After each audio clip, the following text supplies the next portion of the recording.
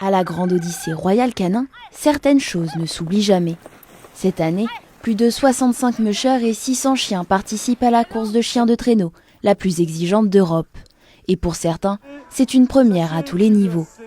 Jean-René Van Stavel fait partie de ceux qui se lancent. Il prend le départ de la Grande Odyssée intégrale pour la première fois. C'est l'une des courses les plus connues en France et en Europe, effectivement par son palmarès, mais aussi par les distances et les stations sur lesquelles on peut profiter d'aller faire les étapes. Pour un musher qui débute et qui va avancer dans le temps, sur sa formation, son parcours avec ses chiens et tout ça, c'est on va dire l'étape ultime de valider avant par exemple de pouvoir partir sur des courses à l'étranger.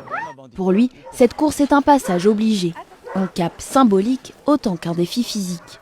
Sur les pistes, l'expérience se construit étape après étape et pour Sylvain Secret aussi, cette édition marque un tournant. C'est un peu le Graal pour moi de venir là. Le plus difficile dans ces courses, c'est de pouvoir durer. Donc c'est-à-dire qu'il y a quand même 13 étapes avec beaucoup de dénivelé. Et ça, c'est pas rien. Donc les chiens, il faut qu'ils soient entraînés. Physiquement, il faut qu'ils tiennent la secousse. Et nous, derrière, on n'est pas sur le traîneau à attendre que ça se passe. Le but étant de prendre de l'expérience et du plaisir avec tous les chiens. Et du coup, mes handlers. Et vraiment, c'est prendre un maximum d'expérience et de plaisir. Mais dans son attelage aussi, certains vivent leur toute première course. Parmi eux, Brigand, 20 mois, première édition et même sa toute première étape. Il est là, il est comme moi, il apprend. Tout aussi excité, il y a de l'appréhension comme moi. Et là, ce soir, c'est le grand bain, il va faire sa première étape. Et aujourd'hui, on va mettre quelques novices pour se faire former par les plus anciens. Sur la neige, les chiens observent, imitent, s'adaptent.